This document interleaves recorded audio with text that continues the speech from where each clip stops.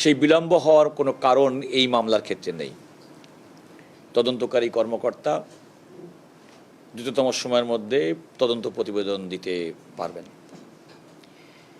আমি আপনাদেরকে সেদিন বক্তব্য প্রসঙ্গক্রমে এটাও বলেছিলাম যে এই ঘটনার অব্যবহিত পরে আমি সংশ্লিষ্ট মন্ত্রী মাননীয় স্বরাষ্ট্রমন্ত্রী জনাব সালাউদ্দিন আহমেদ, পুলিশের আইজিপি জনাব আলী হোসেন ফকিরের সঙ্গে কথা বলেছিলাম এবং তাদেরকেও এই বিষয়ে তারা আমার সহযোগিতা কথা চেয়ে বলেছিল এবং রাষ্ট্রের সর্বোচ্চ পর্যায় থেকে, প্রশাসনের সর্বোচ্চ পর্যায় থেকে, নির্বাহী বিভাগের সর্বোচ্চ ব্যক্তিও রামিসার পরিবারের, শোকসন্তপ্ত পরিবারের সঙ্গে সাক্ষাৎ করে তারাও বলেছিলেন যে সুবিচার সুনিশ্চিত করা হবে এবং দ্রুততম সময়ের মধ্যে এই বিচারটি সম্পন্ন করার ক্ষেত্রে রাষ্ট্রের যে অঙ্গীকার, সে অঙ্গীকার তারা পালন করেছেন। এই জন্যে আমি যারা এই প্রক্রিয়ার সঙ্গে জড়িত, মামলা তদন্তকারী সংস্থা, যারা প্রসিকিউশন টিমে ছিলেন তারা, এমনকি যিনি স্টেট ডিফেন্স ছিলেন, যিনি রাষ্ট্রের পক্ষে নিযুক্ত আইনজীবী হিসেবে যে দুজন সাজাপ্রাপ্ত, মৃত্যুদণ্ড সাজাপ্রাপ্ত আসামিকে ডিফেন্ড করেছিলেন, তার আইনি এবং নৈতিক দায়িত্ব পালনের অংশ হিসেবে এবং এত অল্প সময়ের মধ্যে বিচারটি সম্পন্ন করার ক্ষেত্রে আমি সংশ্লিষ্ট সকলকে ধন্যবাদ জানাচ্ছি। আজকের এই অবস্থান থেকে আমার সরকারকেও ধন্যবাদ জানাতে হবে, বিশেষ করে মাননীয় প্রধানমন্ত্রী জনাব তারেক রহমানকে। তিনি কিন্তু এই সুবিচারটি সুনিশ্চিত করার ক্ষেত্রে রাষ্ট্রের পক্ষ থেকে, প্রশাসনের পক্ষ থেকে করণীয় যা কিছু করার যে আশ্বাস তার পরিবারকে দিয়েছিলেন এবং আমি যতটুকু মনে পড়ে, আমি মিডিয়াতে, মেইন স্ট্রিম মিডিয়াতে শিশু রামিসার পিতার একটা বক্তব্য শুনেছিলাম। কোনো একজন আইনজীবী কিংবা একটা আইনজীবী গ্রুপ তার পিতাকে গিয়ে বলছেন, আপনার যদি কোনো আইনগত অতিরিক্ত কোনো সহযোগিতা লাগে তাহলে আমরা আপনাকে সেই সহযোগিতা দিব। এমনকি অতি উৎসাহিত হয়ে অনলাইনেও কেউ তাদেরকে সহযোগিতা করার জন্যে আগ বাড়িয়ে গেছেন। কিন্তু রামিসার পিতা সেদিন বলেছিলেন যে তার ভাষায়, যে সম্ভবত তিনি বলেছিলেন মাননীয় প্রধানমন্ত্রীকে সম্বোধন করেছিলেন বড় ভাই হিসেবে, তিনি আশ্বস্ত করে গেছেন, আমি আশ্বস্ত হয়েছি, আমি মনে করি আমার কন্যা হত্যার বিচার পাব। তো একজন নাগরিক হিসেবে কন্যা হত্যার বিচারের জন্যে তার শোকসন্তপ্ত পরিবার এবং পিতা যখন রাষ্ট্রের নির্বাহী বিভাগের প্রধানের প্রতি আস্থা স্থাপন করে এবং নির্বাহী বিভাগ যখন তার যথাযথ ভূমিকা এবং দায়িত্ব পালন করে, আমি তো মনে করি এটা আমাদের বাংলাদেশের জন্য একটা নতুন যাত্রা এবং এত দ্রুততম সময়ের মধ্যে এই মামলা তদন্ত প্রক্রিয়া সম্পন্ন করে মামলা রায় ঘোষণা করা, সেটিও আমার মনে হয় সময়ের বিবেচনার সবচেয়ে দ্রুততম সময়ের মধ্যেকার ঘটনা। আমার মনে হয় যে যেটা আপনাদের মনে থাকে, অন্তর্বর্তীকালীন সরকারের সময় মাগুরার আসিয়া ধর্ষণ এবং হত্যা মামলার যে বিচার, তার থেকে কম সময়ের মধ্যেই বিচারটি সম্পন্ন হয়েছে। এটা আমাদের বিচারিক প্রক্রিয়াটা মাইল ফলক। আমি যে কথাটা সবসময় বলি, এখনও বলি, নাগরিকের সুবিচার পাওয়ার, দ্রুত সুবিচার পাওয়ার, বিচার সুনিশ্চিত করার যে রাষ্ট্রের যে দায়িত্ব, সে দায়িত্ব সবাই পালন করবেন। আজকে রামিসার বিষয়টা আমাদেরকে অতিরিক্ত পীড়া দিয়েছে। আমরা মিডিয়ার, আপনাদের সাংবাদিকদের কল্যাণে, মিডিয়ার কল্যাণে তার প্রত্যেকটা আদ্যপ্রান্ত আমরা জানতে পেরেছি। কোনো ঘটনায় এটা বিলম্বিত হওয়ার কোনো কারণ নেই।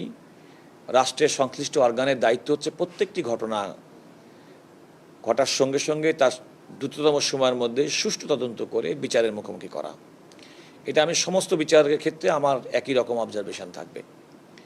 অ্যাটর্নি জেনারেল হিসেবে আপনারা জানেন যে এই মামলার বিচারিক প্রক্রিয়াটা নিম্ন আদালতে হলেও আলটিমেটলি আপিল প্রক্রিয়া যদি বাদীপক্ষ করলে তো করলো, যদি না করে তাহলে এটা কিন্তু রেফারেন্স হিসেবে সুপ্রিম কোর্টে আসবে। কারণ আমাদের বিচারের যে প্রক্রিয়া, সেখানে নিম্ন আদালত কর্তৃক আজকে প্রদত্ত রায় কিন্তু তাৎক্ষণিকভাবে বাস্তবায়ন হয়ে যাবে না, যতক্ষণ পর্যন্ত নিম্ন আদালত এবং বিচারিক আদালত, নিম্ন আদালত বলাতে বিচারিক আদালত যতক্ষণ পর্যন্ত এই রেফারেন্সটি হাইকোর্টে পাঠাবেন এবং হাইকোর্ট যতক্ষণ পর্যন্ত সেটি মৃত্যুদণ্ডটা সুনিশ্চিত না করবেন, ততক্ষণ পর্যন্ত কিন্তু মৃত্যুদণ্ড কার্যকর হবে না। আমাদের অফিসের পক্ষ থেকে, অ্যাটর্নি জেনারেল অফিসের পক্ষ থেকে আমাদের অবস্থান হচ্ছে, আমরা দ্রুততম সময়ে রেকর্ড প্রাপ্তির পরে আমরা চেষ্টা করব যে মামলাটির শুনানির ব্যবস্থা করতে, সেক্ষেত্রে হয়তো পেপার বুক করতে হতে পারে, হয়তো মাননীয় প্রধান বিচারপতি তা বিশেষ ওনার সঙ্গে সাক্ষাৎ করার প্রয়োজন হতে পারে এবং ওনার বিশেষ নির্দেশনার প্রয়োজন হতে পারে দ্রুততম সময়ের মামলার এই বিচারটিও প্রাসঙ্গিক যে কাজগুলো আছে সে কাজগুলো সম্পন্ন করা।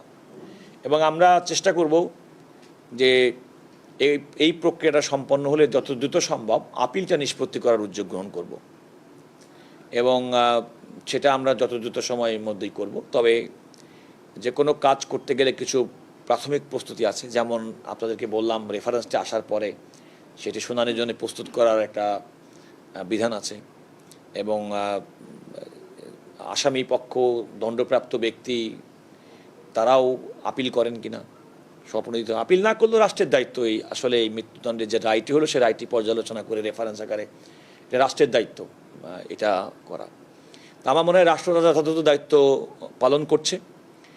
রাষ্ট্রের প্রত্যেকটা অর্গান, আজকে পুলিশ বাহিনী বলেন, সরকারের স্বরাষ্ট্রমন্ত্রী সহ অন্যান্য মন্ত্রী, মাননীয় প্রধানমন্ত্রী, বিচারের সঙ্গে প্রক্রিয়ায় প্রসিকিউশন টিম, স্পেশাল প্রসিকিউটর বিশেষ করে জনাব আজিজুর রহমান দুলু এবং বিচারিক প্রক্রিয়ার সঙ্গে বিচারিক কর্মকর্তা সহ যারা আছিলেন তাদের প্রত্যেককে আমার অ্যাটর্নি জেনারেল হিসেবে আমার পক্ষ থেকে বলতেই পারি যে আমাদের যে আইনি দায়িত্ব সে দায়িত্ব আমরা পালন করেছি অত্যন্ত দ্রুততম সময়ের জন্যে এবং এটাই আমাদের কাজ। এভাবে আমরা যদি মনে করি যে একটা সুস্থভাবে আমাদের বাংলাদেশ পরিচালিত হবে, বাংলাদেশে ন্যায় বিচার সুপ্রতিষ্ঠিত হবে, মানুষ ন্যায় বিচার পাবে, বিচারিক প্রক্রিয়ায় বিলম্ব ঘটবে না, সুবিচার সুনিশ্চিত হবে, এগুলো করতে গেলে আমাদেরকে প্রোঅ্যাক্টিভলি এভাবে কাজ করতে হবে। আমার মনে হয় রামিসার ক্ষেত্রে, রাষ্ট্রের যন্ত্র সর্বক্ষেত্রে সবাই কিন্তু একইভাবে অত্যন্ত সক্রিয়ভাবে ভূমিকা পালন করেছেন বলেই আজকে এত দ্রুততম সময়ের মধ্যে এমন নির্মম একটা শিশুর ধর্ষণ এবং হত্যাকাণ্ডের বিচার, আমি বলবো সুবিচার আমরা পেয়েছি। আপনি যে কথাটা বললেন সেটা তো হচ্ছে আমাদের দেশের নানা বাস্তবতায় আপিল নিষ্পত্তির ক্ষেত্রে বিলম্ব তো ঘটেই, আমি তো এটা অস্বীকার করার কোনো সুযোগ নেই। তবে এটাও কিন্তু জেনে রাখবেন যে মাননীয় প্রধান বিচারপতি এই মামলার বিচার ত্বরান্বিত করার জন্য শিশু আদালতের বিচারিক কার্যক্রমও কিন্তু এ বন্ধের মধ্যে ছুটি বাতিল করেছেন এবং আমি বিশ্বাস করি যে তিনি এই মামলার বিষয়ে এবং যে কোনো মামলার বিষয়ে আমি মনে করি যে তিনি তার অবস্থান থেকে প্রয়োজনীয় পদক্ষেপ গ্রহণ করবেন। আমার মনে হয় যে এটা তো বাস্তবতা।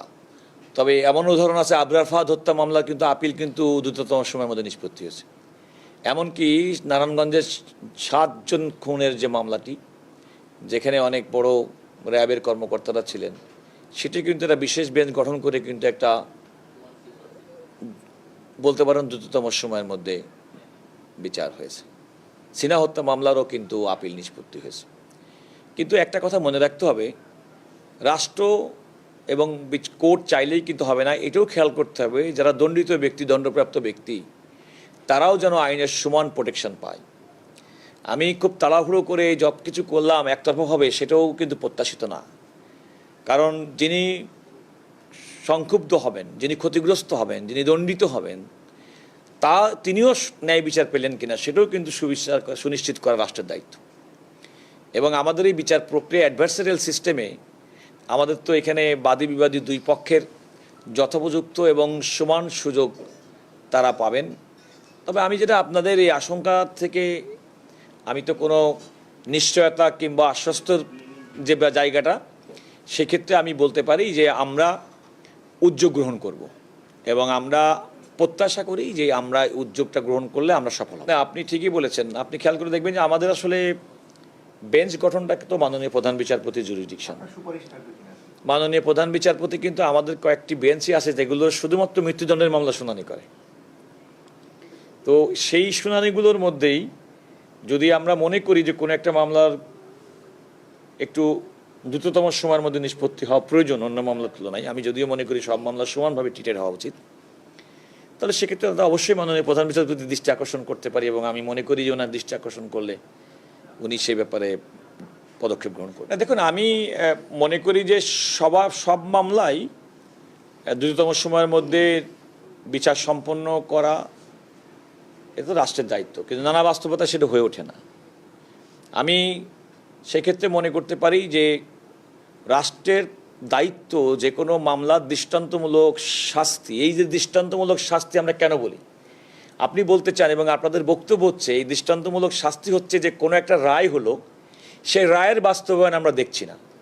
তার মানে একটা দ্রুততম সময়ের মধ্যে রামেসা হত্যা মামলার বিচার সম্পন্ন হওয়ার পরে দুজন ব্যক্তির ফাঁসির দণ্ড ঘোষিত হয়েছে মাত্র, মানুষ দেখতে চায় যে এই রায়টা কার্যকর হয়েছে কিনা।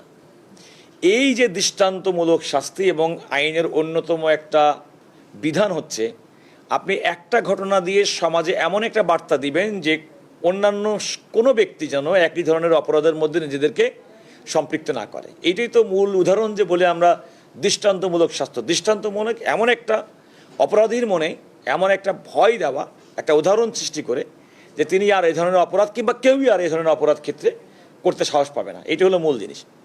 তাই যদি হয় তাহলে এই দৃষ্টান্ত স্থাপন করার জন্য তো রাষ্ট্রের পক্ষ থেকে আমাদেরও দায়িত্ব, দ্রুততম সময়ের মধ্যে সাধারণ মানুষের যে প্রত্যাশা, মানুষের যে বিচার হয় না, দণ্ড কার্যকর হয় না, সাজা হয় না, এই যে একটা কিংবা হবে না, এই যে একটা আশঙ্কা, এই আশঙ্কা থেকে মুক্তি পাওয়ার জন্য তো আমাদের প্রোঅ্যাক্টিভ রোল প্লে করতে হবে।